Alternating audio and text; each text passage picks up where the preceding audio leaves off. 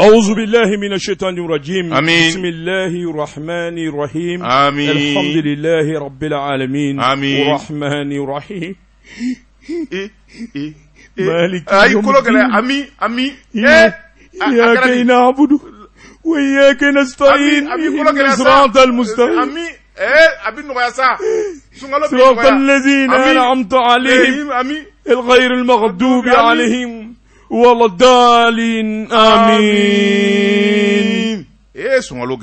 أعوذ بالله من الشيطان الرجيم. آمين. اللهم صل على سيدنا محمد عبده ورسوله. آمين. الله لا شريك له. آمين. الله لا شريك له. آمين. يونس سيدو إكارون نكالو بركة ما إني ما من بعدون نكالو سنما إني ما من بعدون يونس سيدو إكارو دعو جوجة إكاعا كشي إكاعا الله تعالى ديلي سبلا الله كو يونس سيدو إكارو نكالو إنا مين أرجينا سوي أبلا جيلي بداية كبلا بس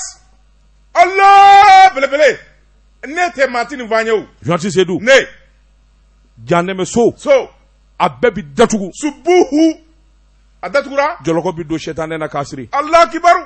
Jean Sedou ne Allah ibuna haramade kunaja kutu kuna dia Allah ifebe dibuna haramade ma skei san mume kuru kara bɛɛ jurumu bɛɛ lajɛlen ka yafa k'i ko k'i jɛ san 70 jurumu ti kana o bi sɔrɔ nin kalo in na Allah kibaru ha belebele Allah kan jurumu yafa ha manchate Allah kan jurumu yafa ya rabbi Allah kan jurumu yafa Allah kan jurumu yafa ami fɛn min ɲini Allahu ta'ala bolo n'a kaɲa ama Allahu ta'ala b'o dɔn Allah ko shura anan baden ya amin la ilaha illallah ashhadu anna muhammadar rasulullah subhanallah subhanallah joli se du ka do ki dala gese o ki dala gese Allah kibaru kalimatu shahada joli se do ki dala gese skei iyelema o yelema ikuma wo kuma iyakili jigi o jigala joli se du ka do ningi dala gese dugu kla fela mbala wa joli se du do kla ma fe wuli kasali karamgo man ko de araka kile ija fla ija saba ija aki seko la ka Allah ta'ala dile ala biyafa chapar ha joli se du ne wartigi na ke guyara aka baraji soro bi gele abigeleya wartigi naloma bewu wartigi mana ke goya aka baraji soro bi gele joli se du ka do ay nyuma ke nin galo ina ay mo son nin galo ina joli se du ka do ay hine nin galo ina nin galo in baraji ka do abisa bi rovla ka te wallahi atibi ala man kuna jam ami ala kan kuna jam ala kan gishi kuna goyama ala kan ange danga de ya rabbi ya rabbana ba nyina Allah ta'ala fa ala mi shemasa ala mi ni kelelo ya rabbi ala mi nyebuna na made da kan kuna ja kan fusa ni danda fe bele jele ni sabula mi nyema mi nga fusa nyebe Muhammadu rasulullah sallallahu alaihi wasallam o tira le sabali ni ma sabali mi kashi no fe o mi la nywana bi kalande la o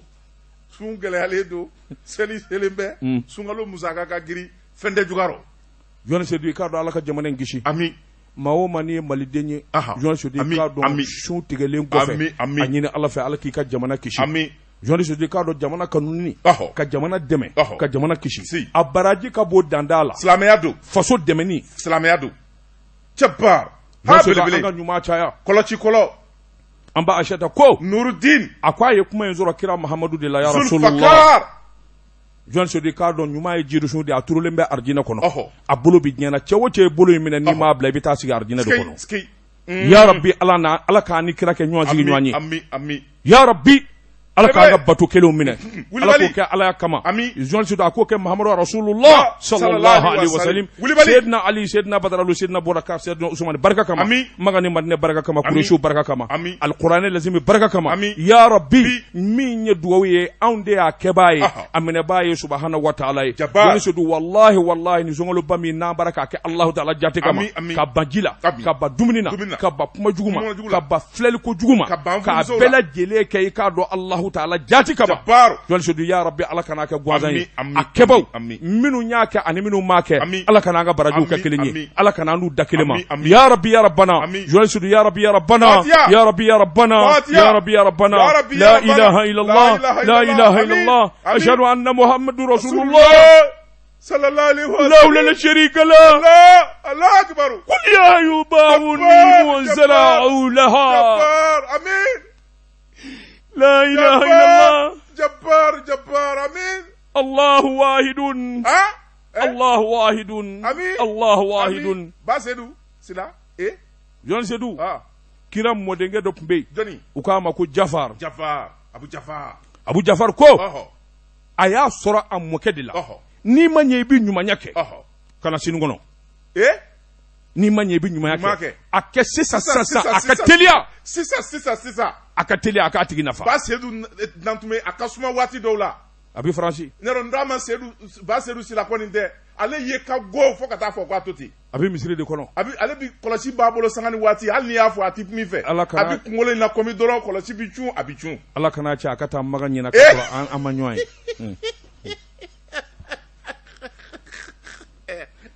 obma tato abi ebi samaka fe wa ayi imura tali damnena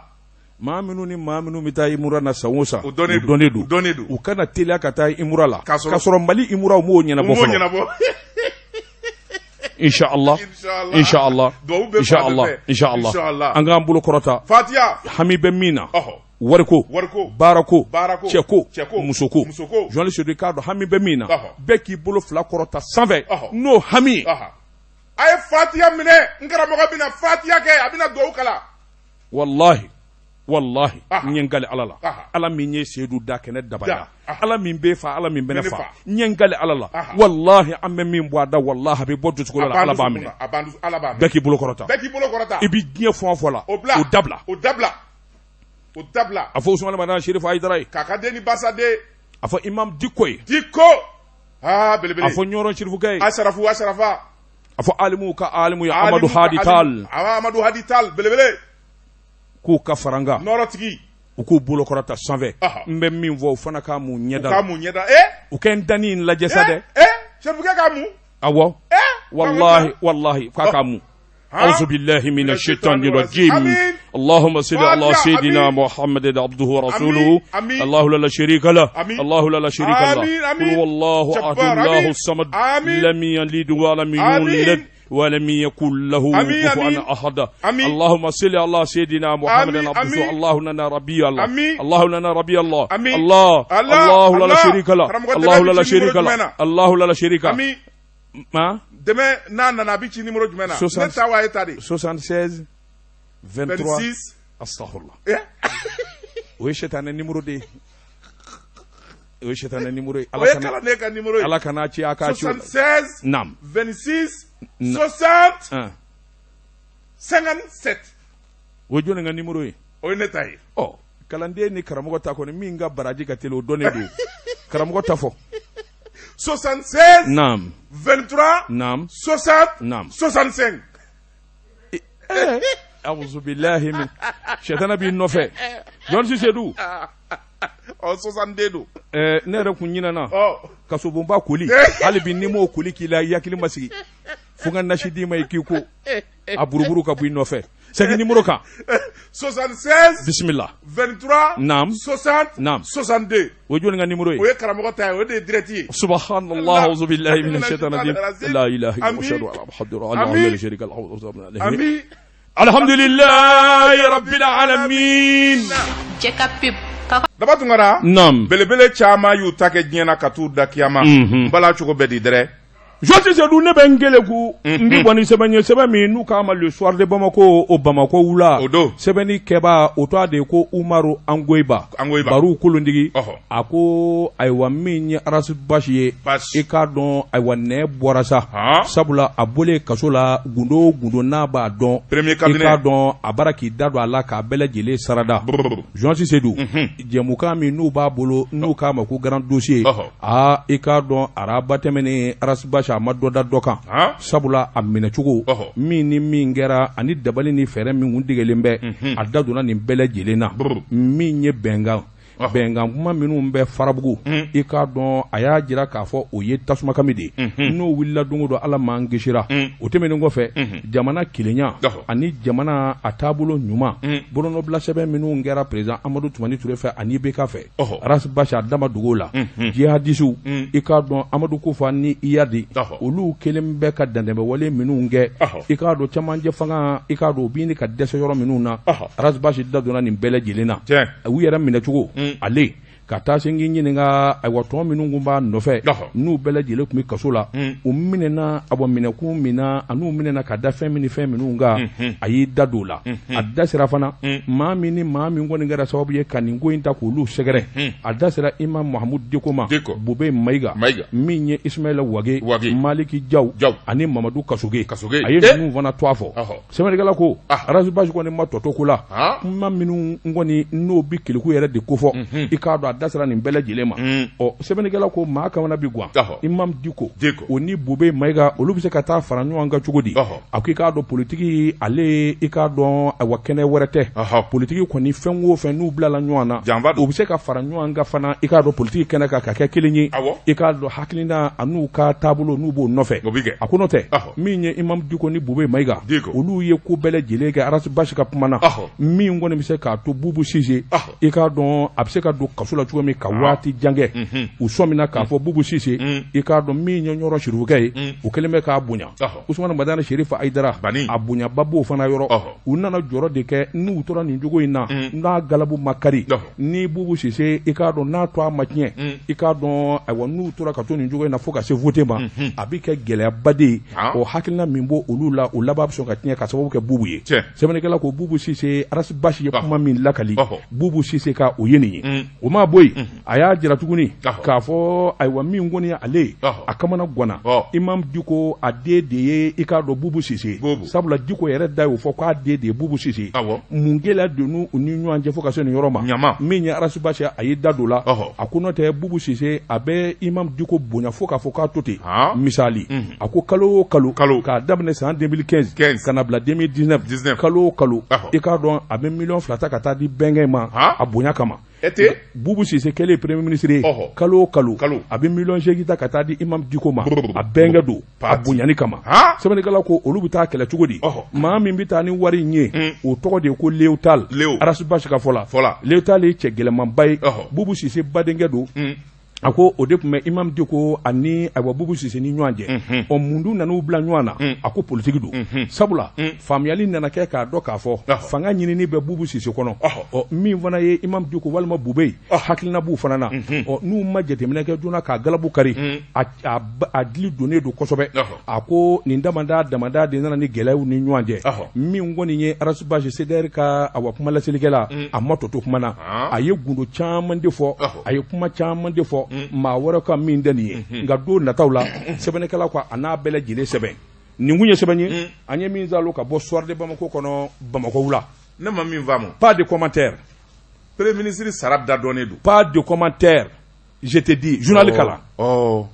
pas de commentaire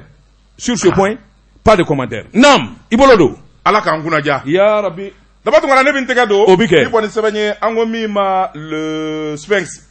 ko na kɔrɔ dɔnba le radar Alexis nin y'a ka sɛbɛn ye Alexis ko Bili sanfɛ bolila i danyɔrɔ dɔnnen bɛɛ Mamadu Sinzin Kulubali fɛn min ye Conseil national du patronat n'a y'i ja a fɔ président kɔrɔ sabula fɛn min ye kiri ye u kumana kiri dajara Amadu Jajɛ Sangare la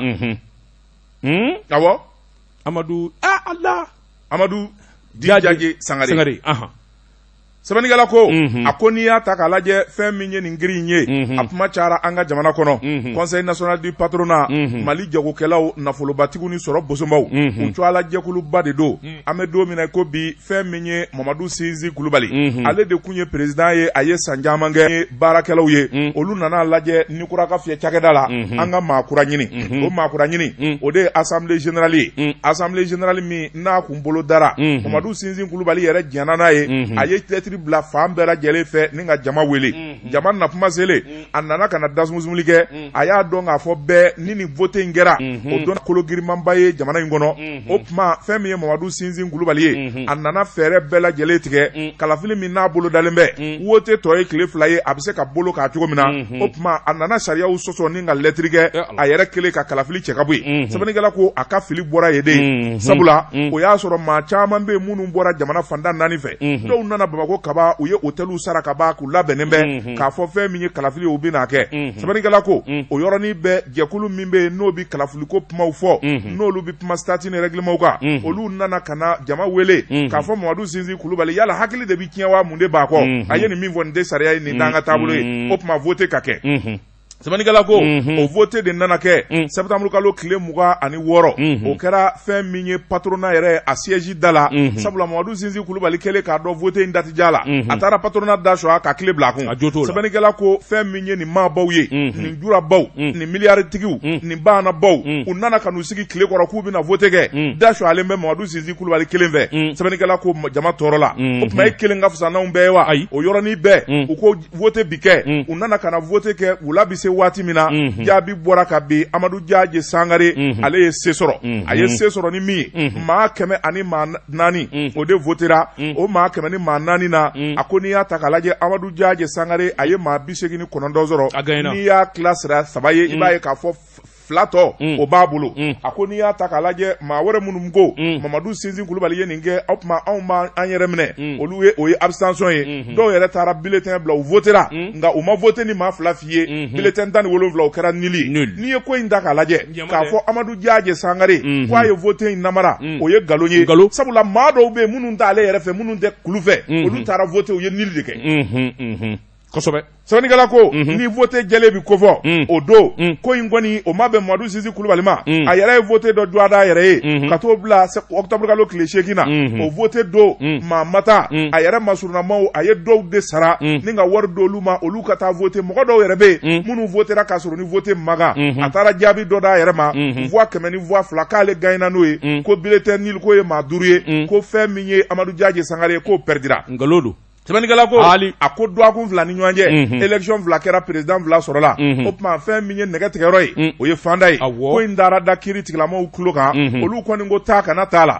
Amadu Jaaje Sangare ale fɔlɔ de ka vote kɛra wa vote in kɔni a ma bɔ a nɔ la o tuma fɛn min ye patronat ɲɛmaya ye o ka da ale ma o kɛlen fɛn min ye kulu ye a taara kiiri wuli k'a jɔ k'a fɔ fɛn min ye nin ko in ye ale ti diɲɛna ye o ko tuma nani ka sɛbɛn ye Amadu Jaaje e k'i hakili sigi fɔlɔ an ka kulu ta jateminɛ kulu ta nana jateminɛ u nana lajɛ k'a da turu la k'a da jaba la u ko kulu ma ko jo t'a fɛ a ko a ti diɲɛ n'o fana ye o tuma a ye sɛbɛnkura ladon kiiri la tuguni k'a fɔ Amadu Jaaje Sangare n'a ka bureau u ka gɛn ka bɔ patronat la k'a tile d'ale ma sɛbɛnnikɛla ko kiiri jaabi nana bɔ ka bin kiiritigɛlaw ko Mamadu Zinzi Kulubali jo t'i fɛ Amadu Jaaje Sangare olu de ta ye tiɲɛ ye o tuma u ka tɛmɛ ni baara ye olu kɔni ka plainte min donna o rejetera sɛbɛnnikɛla ko a ko fɛn min ye Mamadu Zinzi Kulubali ye kɛlɛ tiɲɛna a bolo sabula a kun jigi dalen bɛ ko ko k'a b'o kɛ danganiya la a bɛɛ lajɛlen tiɲɛna maa min bɛ ni ɲɛmaya b'o bolo Jaaje di Amadu Sangare ale de n'a ka kan sariyatigiw ko ten Mamadu Zinzi Kulubali a kɛra président kɔrɔ ye nka Jaaje Amadu Sangare ala ni a sabalilen don a muɲunen don a ko Mamadu Zinzi Kulubali ma nangi kɛ président d'honneur ye a ma sɔn o ma a ko ale t'o fɛ ko k'a bɛɛ de d'ale ma o tuma u k'a gɛn a ka taa a ka foro la a ka taa kɔnɔ gɛn nga patron do kulu kono ko patronat ye groupe clé du doyo tiɲɛ tɛ koyi kono ko a ka société non tiɲɛ tɛ sɛbɛnnikɛla ko a ban'o ma o tuma fɛn min ye médiation ye o nana daminɛ ka kuma fan fila ni ɲɔgɔn cɛ maa minnu ye delikɛlaw ye n'u ye fɛn fɛn fɔ Jaaje ye Jaaje bi sɔn hali y'a fɔ kulu ka san 1 kɛ Jaaje ka san 1 kɛ u ka falenfalenni kɛ min bɛ se k'a to fanga ka ban u ka taa vote kura kɛ kulu bana nin si ma a ko ale ni maa si tɛ fanga in de tila a kelen da y'a wari ye a kelen da y'a maanifin ye a kelen da y'a sɔrɔ ye conseil d'administration bɛ yɔrɔ o yɔrɔ a kelen da y'a bɛɛ ye a kelen da y'a marché ye o bɛ ɲɛ wa a tuma ale de ye mugu ci ka mɔgɔ minɛ yan i ye waritigi ye nin ye waritigi ye nin ye mun ye tan sɛbɛnnikɛla ko a ko kiiri nana ci a da i b'a fɔ gɔyɔ Mamadu Zinzi Kulubali a binna nin na fɔ ka taa fɔ k'a kolonkolonna o tuma a bɛna nin ko in to ta wa wala a bɛna kiiri kura kɛ wa o ɲininkali kɔni tomi bɛɛ nka min kɔni jɛlen bɛ sariyatigiw ko Jaaje di Amadu Sangare a ka bureau olu de ta ye patronat ye ka su ko ka dugu jɛ o tuma u ka tɛmɛ ni baara ye kunnafoni filɛ nin ye an ye min bɔ le radar kɔnɔ Alexis ale de y'a fasiri Joali Seydou a ye to an ka sama i b'a sɔrɔ a balannen bɛ Joali Seydou i k'a dɔn n bɛ bɔ ni sɛbɛn ye sɛbɛn min n'u k'a ma la révélation ko dogolenw k'u da kɛnɛ kan sɛbɛnfura in nin y'a bolo ko siɲɛ 536 ye sɛbɛnnikɛbaa de ye Bouakari Diallo Bouakari Diallo a ko masakɛsigi n'u bɔlen bɛ i k'a dɔn sodanzow u n'u dalen bɛ ɲɔgɔn na nka sɔmi kelen bɛ cɛ kelen na i k'a dɔn a n'u bɔlen bɛ ka tɛmɛ bɛɛ lajɛlen kan min kɔni président san 2022 o de ye Alu Bouakari Diallo a ko san 2022 min kɔni ye cɛsiri ni wulikajɔ ye o bi daminɛ kabini bi a ko wulikajɔw ni jateminɛw y'a jira k'a fɔ min ye Alu Bubakari Jalo ye jɛrɛjɛkulu caman de baraka sigi sen kan minnu kɔni kulekan de ye Alu Bubakari Jalo sɛbɛnnikɛla ko politique tɔn min bɛ n'u k'a ma ADP Maliba i k'a dɔn président d'honneur don a ko ŋunugunu kɔni barika bonyalen bɛ sabula ADP Maliba o ye tɔn ye min dili donnen bɛ jamana kɔnɔ kosɛbɛ i k'a dɔn hali n'o ta bɛɛ lajɛlen ɲɛ jɛkulu ni maaba caman Mali kɔnɔ Mali kɔ kan tɔn caman de sigilen bɛ minnu kɔni ka dɛmɛ talen bɛ ka ɲɛsin Alu Bubakari Jalo ma a ko min ye président ye Daka don ni Ala y'a d'i ma i bi k'a ye nka tamasiyɛn caman kɔni kelen bɛ k'a jira k'a fɔ min ɲɛ sen ye i k'a dɔn ɲɔgɔndan la a wa fɔlɔ tɛmɛnen na Alu Bubakari Jalo a kɛra sabanan ye maa min ni maa min kun b'a ɲɛ o de ye Ibrim Boubacar Keita ka taa se Sumɛlɛ Sise ma Sumɛlɛ Sise ntanyana i bɛ ka o gɛnna sɛbɛnnikɛla ko ale gɛrɛlen bɛ a wa kosɛbɛ ka tɛmɛ bɛɛ lajɛlen kan nka politiki ye politiki de ye a ko wasolo ɔrɔ tigi don ni nafolo don ani maa ti jɛw la i k'a dɔn a y'i nin bɔ sanuko la sabula o tigi cayara min kɔni n'o ti bɛɛ bolo bi o de ye gazi ye a ko ayiwa min ye jamana in gazi ye a dugukolo sɔsɔlen bɛ gazi de la ngami $1,000,000 caman de donna a fɛ o la walasa usine de gazi ka sigi sen kan min yɛrɛ kɔni bɛna kɛ sababu ɲuman ye jamana ma ka Mali yɛrɛ bɔ nɔgɔ la sabula diɲɛ segin naani bɛɛ lajɛlen bara ka Mali ka gazi lajɛ cɛ min b'o ju la o de ye Alu Bubakari Jalo ye sɛbɛnnikɛla ko n'o sigira sen kan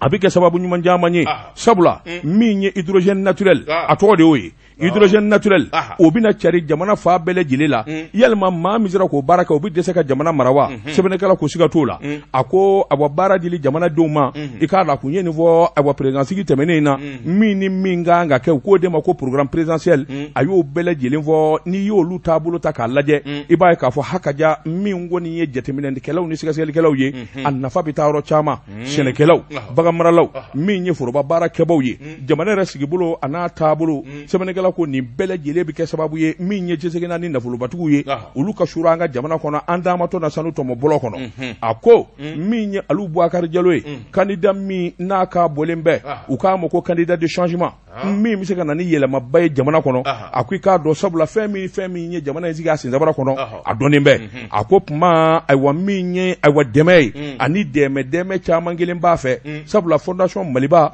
o ye dɛmɛ min da ka jamanadenw sɛgɛrɛ ani jamana yɔrɔ caman na womisɛnninw na i b'a ye k'a fɔ o dɔnnen bɛ jibondo i k'a dɔn ka taa se ayiwa lɔkɔlidenw dɛmɛni ma balo dɛsɛbaatɔ bɛ yɔrɔ minnu na a k'i k'a dɔn Alu Bubakari Jalo a sera nin bɛɛ lajɛlen ma o tɛ bila ko ye o tuma maa kan ka da la k'a fɔ jamana tigiya a n'o cɛ man jan bilen san 2022 votew maa tigiya ani jamatigiya o de bɛ maa kɛ ayiwa fangatigi ye n'o tɛ bi kɔni jateminɛ minnu kɛlen don mouvement association parti politique mɔɔw ninnu bɛɛ lajɛlen faralen bɛ ɲɔgɔn kan k'u n'a dɛmɛ sɛbɛnnikɛla ko ayiwa fanga kɔni ye dakan ye Ala ka d'i ma don nka tamasiyɛn ɲumanw a bɛ Alu Bubakari Jalo nɔfɛ nin kun ye sɛbɛn ye an ye min zalo k'a bɔ ayiwa révélation tɛ de an ye min bɔ la révélation kɔnɔ ko dogolew k'u da kɛnɛ kan Alu Bubakari Jalo kelen in ne ko don kana tile guwana sa i bolo don sa mana taa waati sera Alu Jalo kelen in ne ko don Alu Bubakari Jalo de kai jibi midi tɛmɛnɛ Jɔnsi Seydou n bala cogo bɛ di daba tuma ne bɛ n tɛgɛ don min bɔ ni sɛbɛn ye an ko min ma nouvelle horizon Pasiriba n'o ye Dɛnba Kɔnte ye nin y'a ka sɛbɛn ye Dɛnba ko a ko n'i y'a ta k'a lajɛ fɛn min ye a kadina tɛ dabila diɲɛ negetɛnɛ kɔ a ko fɛn min ye bamanjuw ye minnu bɛ n'u b'a fɛ ka jamana kɛ batɛmɛsira ye a ko duwakunfuranjɛ in a ma diya u la koyi sabula dugu min bɛ n'o ye Maribugu ye Maribugu o bɛ Mɔti mara la fɛn min ye donsow ye u ni bamanjuw u ye karaw kɛ ɲɔgɔn na karaw min kɛra fɛn min kɔni ye terroriste kwale maa 7 ye u y'o da joli la yɔrɔnin kelen maa caman bɛ minnu kɔni n'olu sɛbɛkɔrɔ jɛginna nka dugu dɔ bɛ o y'a sɔrɔ terroriste kɔni u taara tasuma bulon la sɛbɛnnikɛla ko a ko Moti mara ka kala bi fɔ ka taa fɔ k'a to ten sabula n'i y'a ta k'a lajɛ kɛlɛ min n'o wulilen bɛ kɛlɛ in kɔni diɲɛ don o don de don jango fɛn min ye Maribugu ye yɔrɔ min bɛ yen n'o bɛ Jɛnɛ mara la kɛlɛ caman bɛ yen su ko ni dugusajɛ cɛ don o don terroriste u bɛ taa bila dugu dɔ la u bɛ taa dugu dɔ maa bɛɛ lajɛlen fa sɛbɛnnikɛla ko a ko fɛn min ye dugudenw ye u farala ɲɔgɔn kan armée tɛ anw fɛ yan o tuma anw yɛrɛ bɛ wuli ka jɔ kɛ sanni armée ka se yan an b'an yɛrɛ lakana sɛbɛnnikɛla ko Jɔnsi Seydou voilà n bɛ min fɛ diɲɛlatigɛ kɔnɔ o ye nin de ye awɔ ne ko cɛ 10 cɛ 40 o bɛ se ka na dugu kelen mumɛ minɛ o tuma anw ka jamanadenw taara mini cɛw taara mini walahi cɛ 10 ni min b'aw la o ni kelen b'u la cɛtanga marfata kani jɔ dugu dala cɛbalenw balolen bɛ dabalijugu balolen bɛ morijugu balolen bɛ i k'a dɔn kala ni biɲɛ ni bɛɛ b'a bolo o bɛ se ka n'a kɔ dugu minɛ cogo ko armée kana yanni armée kana ne bɛ taa lahara de wallahi ni arafori wele sanu kana heure 1 minute 30 o t'a sɔrɔ aw bɛɛ fara wa duguden bɛɛ kan ka wuli k'i jɔ maa ka sécurité fɔlɔ y'i yɛrɛ de mais non naam ko dugu jumɛn don Marebugu u jamu fɔ n ye n ka so wele u la très bien bamananw don mais justement bamananw don i k'i yɛrɛ to popapo bolo ni armée mana cɛ 10 b'an ka dugu la cɛw bɛ boli ka t'i dugu ka da mun kan cɛw de nana cɛw de nana k'a fɔ u bɛna a ka dugu minɛ u nana cɛw sɔrɔ yen cɛw de bɛ yen a y'a jira u la k'u nana cɛw sɔrɔ yen n'u ko gadaw a y'a fɔ gadaw ni marifa tɛ n bolo n bɛ biɲɛ turu i la n bɛ biɲɛ turu i la naam sɛbɛnnikɛla ko a ko n'i y'a ta k'a lajɛ Marebugu Bamanju ta seko 2 a k'u ye wuli ka jɔ kɛ ni k'u ɲɛsin dugu in ma o y'a sɔrɔ donsow kɔni u sɔmina k'a fɔ n'u bɔra nin dugu in na u bɛna olu fɛ yen o yɔrɔnin bɛɛ fɛn min ye Marebugukaw ye u ye labɛn kɛ donsow ani cɛbakɔrɔ minnu bɛ cɛŋana minnu bɛ yen bɛɛ lajɛlen ye marifa sa ka joso kɛsɛ la ni k'i sigi a ma ban Bamanju na u ye kunkanɲɛ fɔlɔ bɔ kunkanɲɛ 3 y'u kunbɛn alors n'u ko giriw n'u ko giriw pa yakali ni yeye Josudu cɛ nin de sɛbɛnnikɛla ko a ko kɛlɛ kɔni a nana kana bu Afrikalo tile 17 dugu 2 bɛ n'o ye bamanandugu ye Marebugu olu kɔni kɔnɔna na fɛn min ye nin cɛkɛlaw ye u ye wuli ka jɔ kɛ sabula fɛn min ye Bamanju ye u y'a fa fɔ ka taa fɔ k'a to ten dugu 2 in nana laban k'u fanga fara ɲɔgɔn kan ka bɛnbɛnbɛn don Bamanju ni ɲɔgɔn cɛ dugu 2 ni ɲɔgɔn cɛ kungokolo kɔnɔ u ye muguci de daminɛ Bamanju la cɛ 100 u y'o de fa k'o su don kungo kɔnɔ ye Bamanju la a baara ma ban u ma juguya ni armée yani armée kana o b'a sɔrɔ n'a ma ɲɛ kɔni ko a ye dugu minɛ cɛ duman bɛ taa lahara di. Le bilan des affrontements fait état de 100 morts côté terroriste, des dizaines de motos, des armes et des tonnes de munitions récupérées. Wa i ɲɛ b'u la i ɲɛ bɛ Bamanji la maa fasaninbaw n'u ko taw ni jama girinna ka boli u y'u sago sɔrɔ nka ni u y'a sɔrɔ maa bɛ yen min bɛ se ka kérer pour au même sac i b'a ye o fari bɛ faga foyi n'u ko taw ni fana ko law o tuma u fari bɛ faga u b'a dɔn k'a fɔ ko bɛ senna sɛbɛnnikɛla ko Marebugukaw cɛŋanaw olu ma sigi ka armée kɔnɔ u taw ni ye u b'u dusu la ani dugu min bɛ yen n'o ye Soma dugu ye u kɔni ye wuli ka jɔ kɛ fɛn min ye nin terroriste ye ni k'u kunbɛn u ye dɔw gɛn ka kɛ ji kan o tuma u ye boli de kɛ sendɛgɛninjɛ u ye moto bila moto sumaya n'u ɲɛna o ka di ye sa k'u gɛn sendɛgɛninjɛ la dɔw kɛ ji kan jalamugu melekelen b'u kan na dɔw ka jalamugu n'o magara fura la u bɛ kule o y'a sɔrɔ kisɛkan gannen bɛ ka boli ka n'u kɛ ji kan buu Somadugukaw y'u fili nɔfɛ ji kan k'u kunji ji la ye mais voilà le Mali c'est ça Mali donna don ni nin de ye cɛ 100 k'o fa Mali donnen don ni nin de ye a bɛ fɔ ko Mali ye cɛdugu ye jeliw bɛ tile ka maana min ye Manden ye Bamanan dugu Sikaso Kunta Cɛba Kunta nin kɛra tan o denw n'u mɔdenw damanda de bɛ Mali kɔnɔ o denw n'u mɔdenw olu de bɛ jamana in kɔnɔ et alors k'aw sigi b'a fɔ i sigi k'i kɛ musobakɔrɔ sigilen jadima bɛna cɛ 10 cɛ 20 bɛna cɛ 100 bɛna dugu kelen kɔnɔ kabini a bɛ fɔ jahadimaw filɛ kungo kɔnɔ coyi o y'a sɔrɔ dɔw b'o la nka cɛ an ka dugu ma ɲi jahadimaw bɔlen don ninnu bɛ yan ninnu ye jinɛw de don wa wɔkulɔw maanifinw de don ninnu bɛ yan e ɲɛ maa da min kan i t'o siri k'o da kungo kɔnɔ ka taa dugulamaw ka taa su dɔ la a y'a kolo gɛlɛya n'i cɛ 1 minɛ n'i ma marifa sa dɔwɛrɛ b'u bolo marifa kɔ i fana tɛ marifa sa n'i ma sa bi i bɛ sa sini o jara n'an m'an yɛrɛ kɛ cɛ ye jamana in kɔnɔ n'an ma wuli ka jɔ kɛ jamana in kɔnɔ Joasi Seydou k'a dɔn u bɛna an ka jamana kɛ batɛmɛsira ye an bɛɛ lajɛlen sigilen ɲɛna fu armée dɛ jɔnsiw mana dɛ an yɛrɛ de ye armée ye sa maintenant il est temps qu'on change de stratégie il est temps dugu o dugu ni tulo b'an na a ye cɛŋanaw bɔ ka jɔ da la a ka marifa san ka d'u ma n'a ye sikanama ye a k'a siri k'a da ni min ma sa bi i bɛ sa sini o jɛlen don naam digi kɛra n na sɛbɛn banna o ala ko dugu jumɛn don ko Marebugu u jamu bamananw don Kulubaliw ni Tarawelew ni Jaraw Sorio dan Sorio Marebugu Marebugu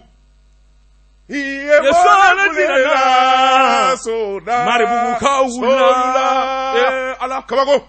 Joasi Seydou ne bɛ n kelen ku n bɛ bɔ ni sɛbɛn ye sɛbɛn min n'u k'a ma n k'i ɲininka ayiwa sɛbɛn ayi Joasi Seydou k'a dɔn Mali aujourd'hui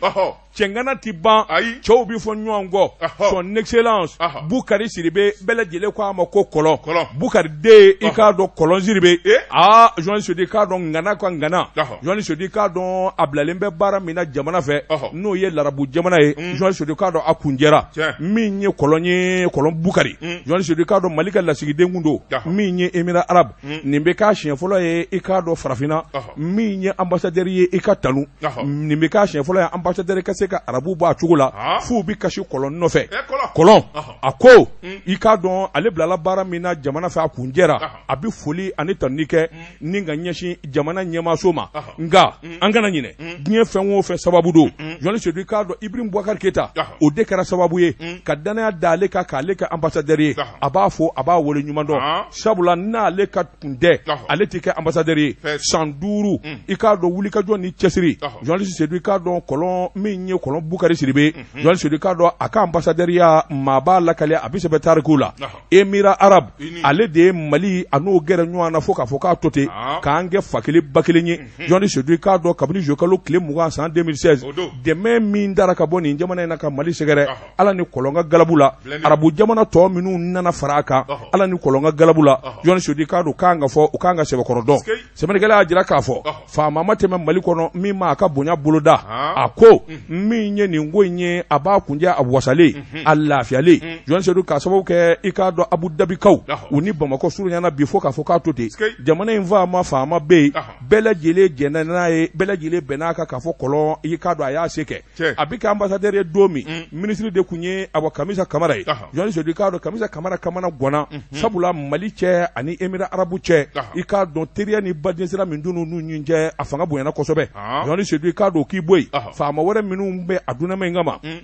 i n'a fɔ premier ministre kɔrɔw u bɛɛ lajɛlen ye kɔlɔn danu i k'a dɔn ka se a dan na journaliste i k'a dɔn kɔlɔn Bukari a ko ayiwa an bɛ don min na ko bɛ a bilala baara min na faso fɛ hakaja i k'a dɔn a ko ɲɛna a tɛnkunna i k'a dɔn Mali a ma deli ka kɔlɔn ɲɔgɔn na ambassadeur sɔrɔ o ka fɔ diɲɛ bɛɛ lajɛlen journaliste maa mana baara min kɛ n'o ɲɛna o lakali ye wajibi de a ko an bɛ don min na ko bi min kɔlɔn Bukari a ka foli ani tanuni o bɔra cɛmancɛ fanga fana na n'o ye transition ye sabula u nana ye k'a fɔ kɔlɔn ye cɛsiri min kɛ Mali ani Émirats arabes ni ɲɔgɔn cɛ min ye cɛmancɛ fanga ye bandaw a n'a jɛɲɔgɔnw u ye foli ani tanuni kɛ ka ɲɛsin kɔlɔn ma yalima kɔlɔn nanen min filɛ nin ye yalima a bɛna taa yɔrɔ wɛrɛ la wa o ɲininkali tun bɛ bɛn yalima a bɛna tɛmɛ ni baara o ɲininkali tun bɛ nka siga tɛ min na kɔnɔ yɛrɛ dalen don n'a ye a ko ale bi jamana in di ale kala jamana ale wolola jamana in de kɔnɔ ale ti foyi sɔrɔ diɲɛ ka tɛmɛ jamana in kan wa a bi cɛmancɛ fanga mɔgɔw ka bolo kan n'u k'a ma sini wuli ka taa tɛnɛnkun walima i ka taa nin na a ko ale bɛ taa nin kun ye sɛbɛn ye Saka Doumbouya ka sɛbɛn don an ye min zalo ka bɔ aujourd'hui kɔnɔ a ka bi bɔli la dama tungara aujourd'hui ne bi n tɛgɛ don Boubacar Payetaw nin y'a ka sɛbɛn ye a ko buna hadamaden i tanu don bɛɛ kana bila k'i sa don kɔnɔ Ibrahima Soma Keita Bɛlɛdukaw ka Ibrahima Soma Keita Basibugu Sikɔrɔkaw ka Ibrahima Keita an Gatikaw ka Ibrahima Soma Keita directeur régional de la police du district de Bamako un cadre compétent yɔrɔ jumɛn ka don Sikɔrɔ Basibugu kati an fɛ yan Bɛlɛdugu yan anw kɛra maa ye o so wele sori yo sori yo n tɛ so wele sori yo ha Bɛlɛdugu ala danga nin kɛ sa mini directeur régional de la police du district de Bamako Sikɔrɔ Basibugu ça c'est à quelques kilomètres de Basabugu. Justement, o de ko in yɛrɛ diya ban aw ka nin jamana in yɛrɛ la e ko na mini fanga taara Bɛlɛdugu directeur de la police o mi fanga t'aw fɛ kore y'a ɲɛdɔn attention c'est extrêmement important ayiwa fo n'a kɛra nin ye n'o tɛ aw ka nin jamana in kɔni procès de maniement on veut 5 ministères pour le Bɛlɛdugu a kuma Mali ko banna aw ka jamana n'i y'a fɔ an bɔ ye Bamakɔ ni min mana charbon feere o n'an bɛ furabulu feere ngeni fura feere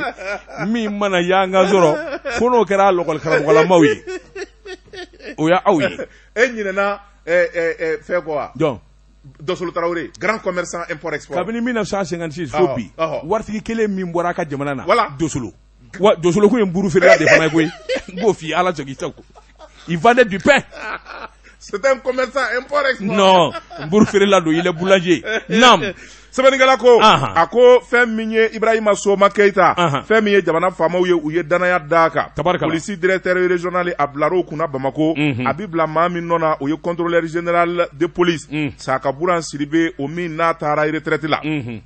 Ibrahima Soma Keita a bangena san 1976 commissaire divisionnaire do a ye wuli ka jɔ kɛ fɛn min ye maîtrise ye k'o sɔrɔ droit la san 1998 faculté des sciences juridiques et économiques o tɛmɛnen kɔfɛ ka bɔ yen a donna police la 2005 école de formation de la police a ye jɔyɔrɔbaw kɛ yen u ye tɛgɛrɛ f'a ko san 2019 a kɛra fonctionnaire régional fonction directeur régional adjoint ye police la ye a ko n'i y'a ta k'a lajɛ k'a ta 2016 la kana bila ɲinana a ye wuli ka jɔw kɛ fɛn min ye jɔyɔrɔ caman ye ni k'o kɛ ka kɔn jɔyɔrɔ in ye commissariat 3e arrondissement ni hakili b'a la min ye zomba kulew minɛ minnu kun ka baara ye polisi faga ye ani Dakar ye commune 3 kɔnɔna na ale de do Ibrahima Soma Keita Gere bamanan Gere de do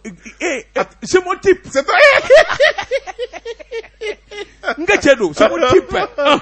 soka nale do awɔ sɛbɛnnikɛla ko ni ɲɔgɔn da ka jamana kan a ko Ibrahima Soma Keita commissaire divisionnaire a ye wuli ka jɔ kɛ Kayikaw fɛ 2e arrondissement o y'a sɔrɔ attaques bingaliw ni kunkolotigɛ juguyalen bɛ Kayi a ye fu siri o dan na a ko n'i y'a ta k'a lajɛ a ye wuli ka jɔ wɛrɛw kɛ fɛn min ye chef de division sport formation a y'o baaraw kɛ polisi ɲɛmaya la ka laban ni ka kɛ instructeur ye o tɛmɛnen kɔfɛ a wulila ka taa kalanw kɛ fɛn min ye tribunal o baara koɲɛw dɔnni a y'o kalanw kɛ ni ka t'o dagu Ibrahima Soma Keita a ko n'i y'a ta k'a lajɛ Mali kɔ kan a ye wuli ka jɔ kɛ ka taa États-Unis kaw fɛ yen kalan min bɛ n'o ye Académie internationale d'application Roosevelt États-Unis a taara ni ka taa kalan kɛ yen o tɛmɛnen kɔfɛ ka bɔ yen a ye wuli ka jɔ kɛ fɛn min ye formation Académie internationale min n'a ka wuli ka jɔw bɛ Abidjankaw fɛ yen a taara ni ka taa kalan kɛ o bɛɛ lajɛlen ye polisiya ɲɛdɔn ye o tɛmɛnen kɔfɛ a taara Ganakaw fɛ yen fɛn min ye technique d'enquête financière a y'o wuli ka jɔw n'o cɛsiriw kɛ ni ka t'o gun Ibrahima Soma a y'o diplôme fɛnɛ minɛ a bɔlen kɔfɛ a taara Chinikaw fɛ yen fɛn min ye terrorisme kɛlɛ coopération en matière de sécurité lutte contre le terrorisme a y'o kalanw kɛ ni ka t'o dagu o tɛmɛnen kɔfɛ ka bɔ yen fɛn min ye tubabu minnu nana n'o ye ECAP Sahel ye a n'olu ye baara kɛ ka ta 2015 la kana bila bi la a ye nin bɛɛ lajɛlen kalan kɛ a kalannen bɛɛ i b'a fɔ a kunkolo ka ci n ko gawa do gere do a ti foyi dɔn ni baara de tɛ Jean Zedou sabara ɲuman d'a sen la mobili ɲuman d'a bolo so ɲuman d'a fɛ baara in kɔ Jean Zedou généralement n'i y'a jateminɛ tous les meilleurs cadres de ce pays là i b'a sɔrɔ burusukɔnɔmaa nanen do Bamakɔ yan parce que olu b'a ta source de la i k'a dɔn hali n'u kɛra cadre ye u tɛ yɛlɛma je te rappelle un cadre malien valable de tout le temps Sombe Tera Sombe le bobo là le bobo de tout le temps où a tɛmɛna yɔrɔ o yɔrɔ u y'a bɔ Tomi a gerenama kana bila baara la a ti foyi dɔn ni baara tɛ voilà actuellement il est Ségal au ministère de la justice ah bon ah oui secrétaire général faama do dɛ mais Sombe Ségal e ne yɛlɛma taara kalan de la o bientôt il sera ministre dis-lui de m'appeler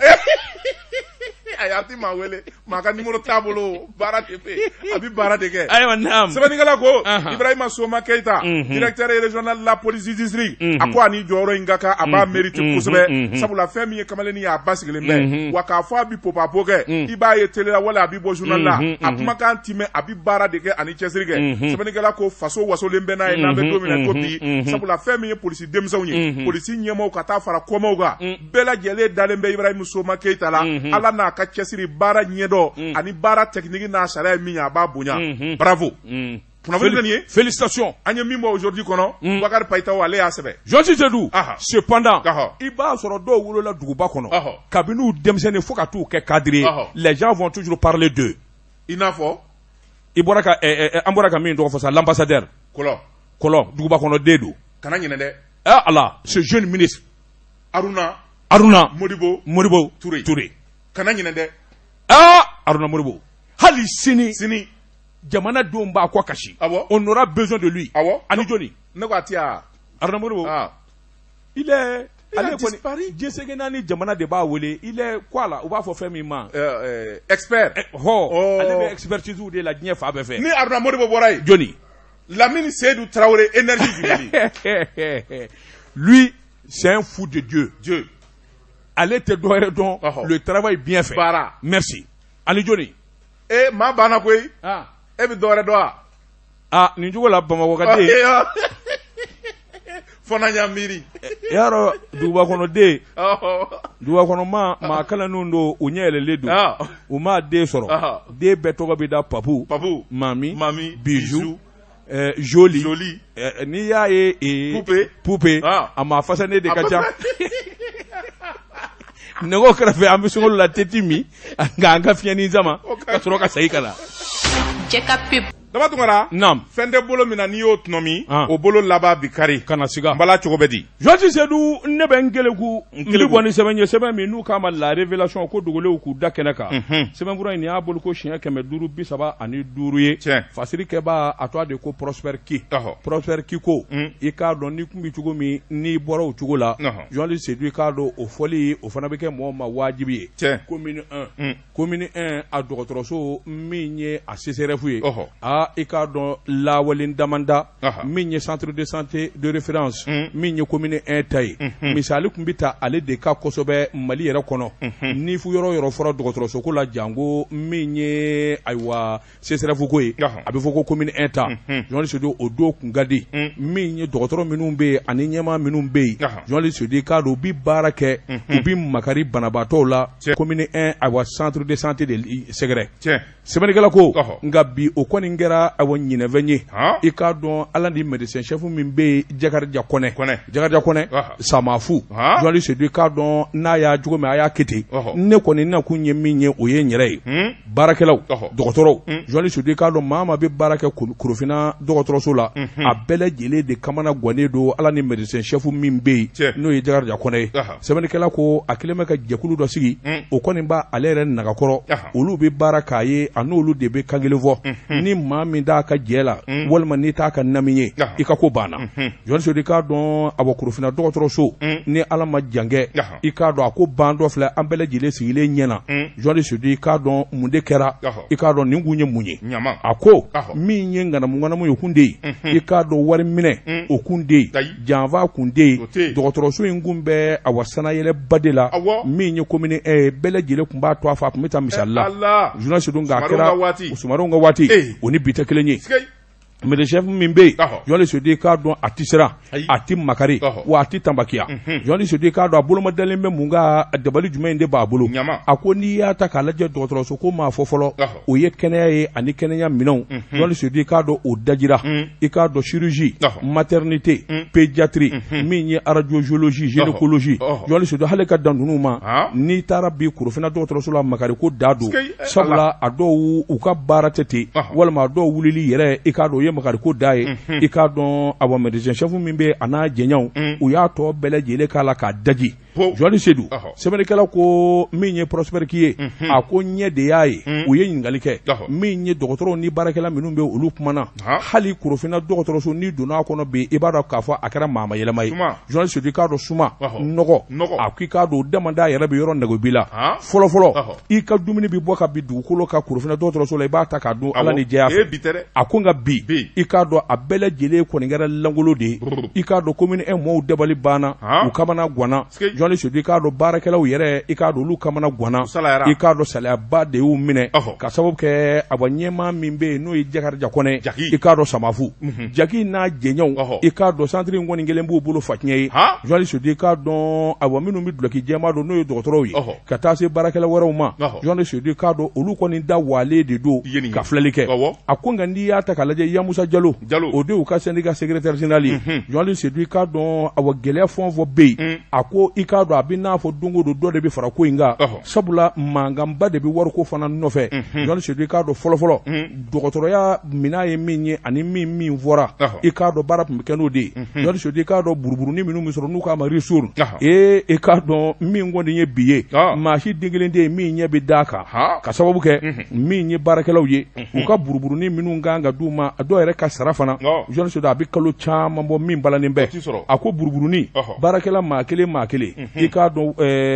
290 Joji Seydou i k'a dɔn mɔgɔw kan k'o de sɔrɔ sɛbɛnnikɛla ko bɛ ni ka kalo caman bɔ u tɛ sɔrɔ u tɛgɛ maa awa i tɛ ka kuma yɛrɛ fɔ a ko kuma u dun b'u ko min u bɛ t'u jami a ko awa min ye gɛrɛbu ko kuma ye o yɛrɛ bi sen na sabula baarakɛlaw kɔni y'a jira syndicat y'a jira k'a fɔ u bɛna baara bila kɛ ni wulikajɔ ni awa jateminɛ ma kɛ joona min ye Korofina CCRF ye i k'a dɔn a laban bɛ sɔn ka datugu ala ni awa baarakɛbaliya fɛ sɛbɛnnikɛla ko ayiwa an bɛ don min na ko bi banabaatɔ jigi karila taa yɔrɔ tɛ Johnny Sodi k'a dɔn banabaatɔ somɔw minnu bɛ taa banabaatɔ bilasira olu kɔni dabali banna hali dumunikɛ yɔrɔ min kun bɛ yen fɔlɔfɔlɔ Johnny Sodi k'a dɔn bɛɛ datugura sɛbɛnnikɛla ko i k'a dɔn min ye wulikajɔw ni jateminɛw ye i k'a dɔn a bɛɛ lajɛlen de ɲaaminen don sibiri tɛmɛnen i kɔrɔ koyi Johnny Sodi k'a dɔn ayiwa min ye ayiwa tampon ni pikiri bi k'i la i k'a dɔn kɔri bi soli min kɛ ayiwa alikɔli la a ko hali o dama yɛrɛ o fana tɛ yen yala o kɔni o ye ko bannen fɔlɔfɔlɔ Johnny Sodi k'a dɔn fura fɔlɔw i k'a dɔn ni banabaatɔ gɛlɛn nana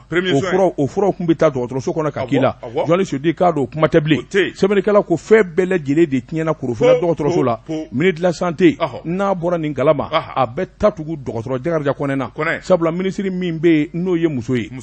Johnny Sodi k'a dɔn ministre de la santé ale tɛ tulonkɛ sabula transition nakun ale bolo o de ye ko bɛɛ lajɛlen ka ɲɛnabɔ a ko nka nin baara ka kɛ bɛɛ lajɛlen ɲɛna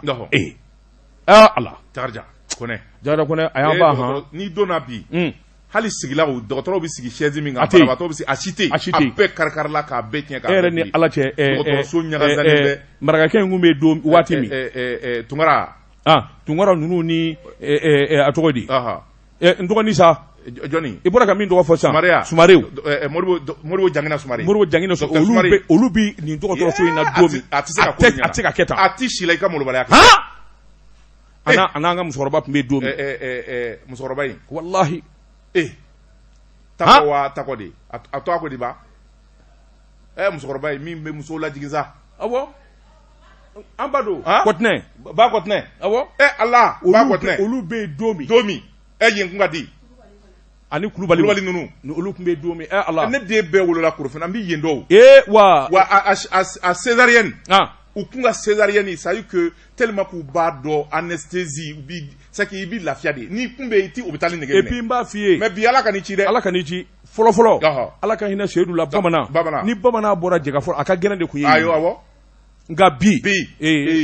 nin kun ye sɛbɛn ye bɛrɛw ni jata kɔli ala ka n'i zalo ka bɔ ayiwa la révélation kɔnɔ ko dogolenw k'u da kɛnɛ kan daba tuma la révélation ne bɛ to o kɔnɔ min tɛgɛ don ka bɔ ni sɛbɛn ye Masasi ye min sɛbɛn Masasi ko a ko fɛn min ye kati ye a kɛlen bɛ dagaba wuli ye sabula dugu fila bɛ olu karilen bɛ ɲɔgɔn na Sirakɔrɔ Ɲare ani Ntegedon Ɲare nka maa wɛrɛ tɛ tasuma donba ye dɛ préfet min bɛ kati nin waati na n'o ye préfet par intérim ye Aruna Jara ale de bɛ ka tasuma don ni k'i yɛrɛ kɛ tasuma fala ye sɛbɛnnikɛla ko a ko fɛn min ye nin sigi ɲɔgɔnma fila ye badendugu filaw karila ɲɔgɔn na dɔwɛrɛ tɛ dugukolo ko mankan Ntegedon Ɲare ale bɛ Jalakɔrɔji commune fɛ Sirakɔrɔ Ɲare ale bɛ Kati commune fɛ nka dugu fila in bɛɛ lajɛlen bi dancɛ bɔ olu de b'u fara ka bɔ ɲɔgɔn na sɛbɛnnikɛla ko a ko dugu fila nana ɲɔgɔn sɔrɔ kɛlɛ la kɛlɛ min n'a juguyara a kɛra avikalo tile 8 tɛmɛnen san 2021 don dɔ alamisa don fɛ ni dugu fila nana ɲɔgɔn sɔrɔ kɛnɛ dɔ la kɛnɛ min n'a fɛfɛ bɛ t'i jɔ hectare 400 na Ntegedon ko ale ta don Sirakɔrɔ Ɲare ko ale ta don o tuma a ma ɲa min kɔ u filila ɲɔgɔn ka cɛ ma u ye muru ani marifa ta ɲɔgɔn kan ma maa dɔw bɛ yen minnu yɛrɛ sɛbɛkɔrɔ jogina u taara ka taa n'olu ye dɔgɔtɔrɔso la o tuma ko in a kuma nana caya u bɛ taa Kati u bɛ taa tribunal la u bɛ segin u bɛna sigi kɛ sɛbɛnnikɛla ko u ma ɲɛ ko la o tuma minnu bɛ yen n'olu ye mugu ci a laban fɛn min ye kiri ye o nana ka n'i sen don ko in na a ko in seninen ka na ko yɛrɛ ɲɛɲini k'a ɲɛdɔn a ko a ɲɛdɔnna maa min tun bɛ ko in jula o de ye préfet yɛrɛ ye n'o ye Aruna Jara ye sabula Aruna Jara ale de dɛmɛnen bɛ Sirakɔrɔ Ɲarekaw fɛ o bɛ Kati commune rurale fɛ ni ka sɛbɛn dɔ bɔ yɔrɔ in na ni k'a bɛɛ lajɛlen boso ni k'a feere Aruna yɛrɛ bɛ a ye caman feere ni k'o wari bila a kun maa caman bɛ Aruna ye tɛrɛ ta ka di minnu ma min bɛ nin yɔrɔ in na sɛbɛnnikɛla ko o tuma k'a fɔ yɔrɔ bɛna segin Ntegedon ma o tuma Aruna kɔni ale t'a fɛ o ka kɛ sabula n'o kɛra ale laban bɛ taa kaso la ko kura sabula fɛn min ye nafolo camanba de a y'o minɛ nin ko in na sɛbɛnnikɛla ko ni Aruna in a delila ka kaso kɛ koyi sabula ni hakili b'a la waati min kiri wulila lutte contre la corruption délinquance financière pôle économique la ale de kɛra sababu ye fɛn min y'an bɛnkɛ ye Banginakaw ka maire Saliya Jara ni ka kungo las'o ma u fila bɛɛ lajɛlen taara ɲɔgɔn sɔrɔ Bamako kasobonba la Aruna yɛrɛ nafolo min bɛ n'o kasarala sefa wari million kɛmɛ ani 97 o kuma de bi fɔ sɛbɛnnikɛla ko a ko ala faral'u kan fɛn min ye kiiri tigilamaw ye olu ye fiɲɛbɔ da d'u ma sabula wari dɔ bɛ u y'o bila garanti ye a ko liberté provisoire Aruna yɛrɛ b'o de la koyi sabula kiiri b'a nɔfɛ o waati kelen nin wale jugu ani nin kɛko jugu in Aruna kɛlen bɛ nin k'o daminɛ tuguni sabula fɛn min ye dugukolotigiw ye ani dugutila in a kɛlen bɛ k'u bila ɲɔgɔn na sɛbɛnnikɛla ko nalen se kiiri tigilamaw ma olu nana ko lajɛ ka seerew ɲininka ntegedo bɛ nin yɔrɔ in na a bi san 300 bɔ Sirakɔrɔ Ɲare aw ko cogo di u y'u ta ɲɛfɔ fɛn min ye kiiritigɛlaw ye u nana kiiri tigɛ k'a fɔ yɔrɔ ye ntegedo Ɲare kaw ta ye o tuma u ta y'u ka dugukolo ye u ka taa bornage kɛ ni ka baara kɛ sɛbɛnnikɛla ko waati min na n'olu wulila k'a fɔ minnu ka dugukolo baara Aruna ye Sirakɔrɔ Ɲare kaw de su tuguni ka taa bila ntegedo kaw la kɛlɛ wulila kun y'a ye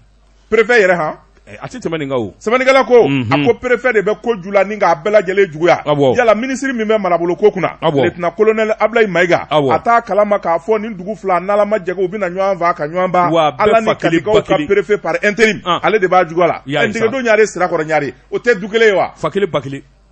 ça c'est la même famille non sɛbɛnnikɛla ko ni Aruna Jara ye ala mana minisiri ci ka nin kɛ préfet Kati a ta fila ni cɛtigɛ sabula maa min bɛ yen n'a bi Kati dugukolo ko bɛɛ lajɛlen ɲami an bɛ don minɛ ko bi Aruna Jara don a ko an bɛ don minɛ ko bi fɛn min ye sigi ka fɔ ani kuma minnu kɛra o kɔni ma kɛ sababu ye bɛɛ ka kɛ kunun ko tuguni fɛn min ye ntegedo Ɲare kaw ye tribunal ye jo d'a ma o tuma an bɛ taa an ka yɔrɔ an bɛ taa ka taa bornage kɛ o yɔrɔnin bɛɛ Aruna kɔni a ye Sirakɔrɔ Ɲare kaw de su tuguni u taara buru ni bese ta kunun ko tuguni ni dugu ninnu kama o nana kɛ sababu ye fɛn min ye kiiri yɛrɛ ye o nana wuli tuguni a ko n'i y'a ta ka lajɛ kiiri tigilamɔgɔw ye maa 3 de minɛ Sirakɔrɔ Ɲare kaw la ka t'o datugu ntegedo Ɲare ka dɔ bɛ yen o dusu y'a yɛrɛ kɛɲɛ o ye kuma fɔ min n'a ti bɛn sariya la u y'o fana minɛ ka fara o kan ni ka t'o datugu sɛbɛnnikɛla ko a ma kɛ fan fila ye wa nka n'i ye ko in gɛlɛya o gɛlɛya ye maa min b'a ju la n'a kɛlen bɛ ka yɔrɔ in morcele ni k'a feere maaw ma ani Sirakɔrɔkaw o de ye préfet ye n'o ye Aruna Jara ye sɛbɛnnikɛla ko Aruna Jara bolo bɔ kuma sera baara la a kan ka gɛnza ni ka wulu su a nɔfɛ sabula a bɛ ka sigiɲɔgɔnw bila ɲɔgɔn na kunnafoni filɛ nin ye an ye min bɔ la révélation kɔnɔ ko dogolew k'u da kɛnɛ kan Georges Seydou n bɛ bɔ ni sɛbɛn ye sɛbɛn min n'u ka Mali indépendant sɛbɛnnikɛbaa de ye Mohamed Haidara Georges Seydou k'a dɔn ko maa ja a tigi bi caya Georges Seydou k'a dɔn Bayidi Darame ani Issa Sangare u k'a ma ko Laurent ani Kande Sidibe Georges Seydou k'a dɔn abo ninnu bɛ kuma 16 na u gɛnna kabini bi ko tɛ Georges Seydou sɛbɛnnikɛla ko a ko ayiwa min ye communiqué min kɔni kɛra conseil supérieur de la diaspora faransikanw fɛ yen Georges Seydou k'a dɔn k'u bɛ diɲɛmaa ladɔnniya k'a fɔ olu bɛna ayiwa ɲɔgɔn ye ba kɛ 16e to a la i k'a dɔn ayiwa o ɲɔgɔn ye o wulikajɔ n'o fɛn o bɛ Bayidi Darame bolo nin kuma in mɛn Bayidi Darame a t'a kɛ tuguni sabula o yɔrɔ bɛɛ Georges Seydou k'a dɔn 16e yɛrɛ a tiɲɛba a n'a ɲɛmaaso u ye wulikajɔ boloda ni ka kangarida kɛ u ma da u ma kiiri yɛrɛ e ko o ma ta ka Bayidi sɛgɛrɛ de sabula ministre min bɛ Mali kɔnɔ o ye lettre kɛ ministère de l'administration territoriale Georges Seydou k'a dɔn ani ministère des Maliens de l'extérieur intégration africaine olu bɛɛ lajɛlen u ka kunnafoni di k'a fɔ ayiwa 16e i k'a dɔn min sigira sen kan septembre kalo san 2015 ni ayiwa sɛbɛnfura b'u la loi numéro 0438 min ye août kalo tile 5 san 2004 Georges Seydou k'a dɔn ayiwa 16e i k'a dɔn a sigira bonya ani karama de la 16e min n'a ɲɛmaaya bɛ Mohamed Sherif Haidara bolo i k'a dɔn o de ye 16e yɛrɛ ye maa wɛrɛ min mana pan ka politique kɛ walima ka wulikajɔ kɛ o ni kasoladon de ka kan a ko i k'a dɔn kuma min fɔra o de ye nin ye u ma da o ma sabula sariya yɛrɛ de ka kuma sa min ye faransikanw fɛ yen 16e i k'a dɔn u ye wulikajɔ boloda wulikajɔ min bɛ kiiri ko yɛrɛ kofɔ ka ɲɛsin Bayidi Darame a n'a nɔnaw ma ka da dalu jumɛn in kan aw bɛ wuli ka pan ka politique kɛ Georges Seydou i k'a dɔn k'a fɔ 16e ko aw de y'a tigi ko a bɛna congrès kɛ a ko n'i ko ta k'a lajɛ ko in yɛrɛ ju bɛɛ lajɛlen ye Bayidi Darame de ye Bayidi Darame ale yɛrɛ tun bɛ 16e de la koyi 16e ka bolofara min n'a bɛ a bɔ Faransi a tun b'o ɲɛmaaya la nka ala ni nkalon ni namara ni ŋanamu fɛ a ma ɲɛ min kɔ 16e y'a gɛn ka bɔ ayiwa i k'a dɔn ayiwa 16e na kabini o kɔni kɛra sa Bayidi kɔni kabini ala y'a da saa kalo 12 a bɛ ŋanamu de ka jɛkulu dɔ sigi a ko i k'a dɔn i nɔrɔ k'u 16e na n'i y'a mɛn k'a fɔ e bɛ girin bi ko 16e a jara bi de i k'a dɔn u ye sansɔrɔ bi de a ye ɲɛ sɔrɔ bi de minnu y'a jutigɛ n'olu kun y'a kɛ État in ye yalima 16e a tun bɛ bi sɔrɔ wa Georges Seydou n'i y'a mɛn tubabukan na usurpation de titre et dépôt frauduleux du logo yaro to ka shara koni amanogo Johnny Sedu Cardo ko jugement do bina ke jugement yi Icardo a jabi février kalo kile mwani woro en 2021 Icardo abina ke France ka wele de fi sabula France kiritika bo era de wele dake ka kamale wele aywa kasula do kwani nala ma faraka to jefiu ka sabo ke atambi yere do sedem kula ka kena fo e wele la de kana France dem ka minu nya baraka jutige e bse ka ke sedem tige ka temolu ka chugodi sebene kala ko akwara mbadie do be hakili ka dogo do ko ni be natabaya yere kudumu kono ani mba fe ka ko yere kien abo de ko fo ako jugement ngoni abina ke sebene kala ko o temene ngo fe bomako ya Icardo jugement wala blale me ka bayde dara me kono bayde dara me Idrissa Sangare ko kama ko lura kan desiribe ka sababu ke Icardo doni mben galo ni abwatieni mina se demna ako nga amidu ni mina kobi mi nye se demu nyemaye o de madame Jabate Maretu Jaloye France ka ufi o de lettre ka bayde dara me na jenyon ko gain ka sababu ke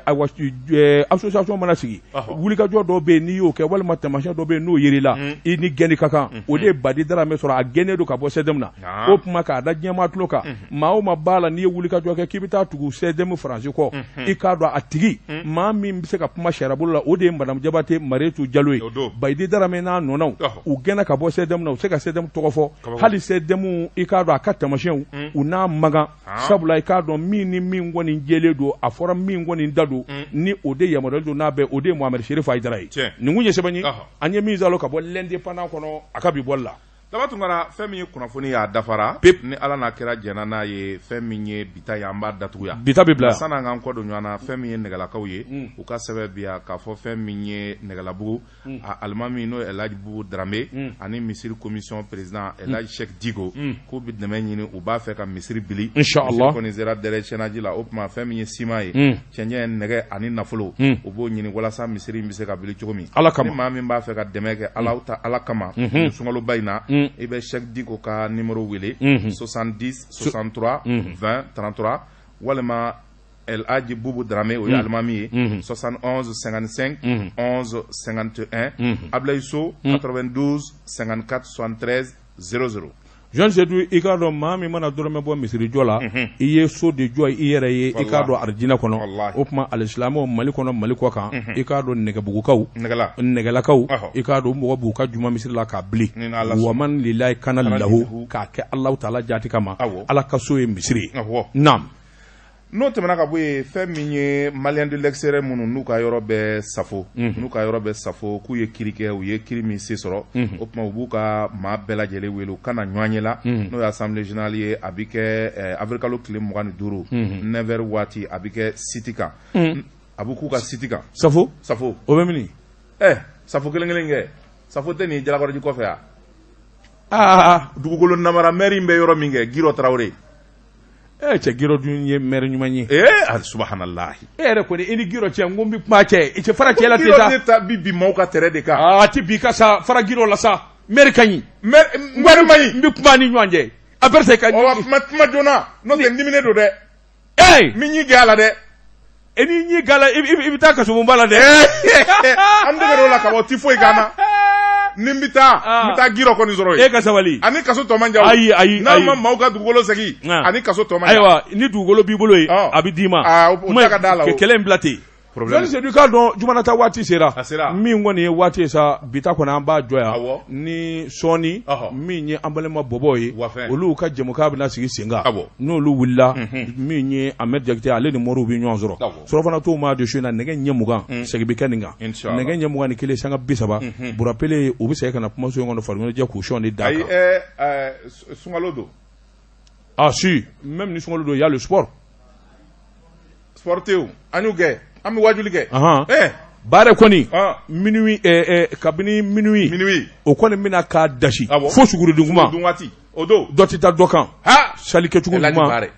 bare ala kamale jo saballa ala de basara wallahi ala basara aye maula clé ka dine famia dama ka kanu do andusuguna ni hali ita fe ka femi vamu ala ni bare puma ka basigile do a sabalilen don i b'i kulo ma jɔ a fɛ a bɛ taa a bɛ segin a kan il est très pédagogique. Il est très pédagogique o de la silamɛw kan k'a dɛmɛ sunkalo in na sabula kuransara ani kalandenw olu ka dɛmɛ ani dumuniko i k'a dɔn dɛmɛ o dɛmɛ n'i b'a fɛ k'a ci baare ma i b'a wele baare ka numéro 60 u k'e wele dɔrɔn a bɛ se i tɔn ka baare fɔlɔ ka numéro di n'u u k'e wele walima u ka ne wele wala u ka wele kɛ jɛkafɔ la n'i ma baare sɔrɔ a ka kalanden kɔrɔba bi yan o ye Daba Tunkara ye 76 23 60 62 a di yan n'i ma Daba sɔrɔ Daba ka kalanden kɔrɔba bi yan o ye journaliste Seydou ye 76 26 60 57 n'i ye journaliste Seydou n'i y'a d'a ma Daba wele i k'a fɔ n ye ko ayiwa ko nin dɛmɛ in dira Seydou ma maa ma ye kaso kɛ ka kɔrɔ o tɛ sira foyi ɲɛ waati dafara an balima bɔbɔw wa salam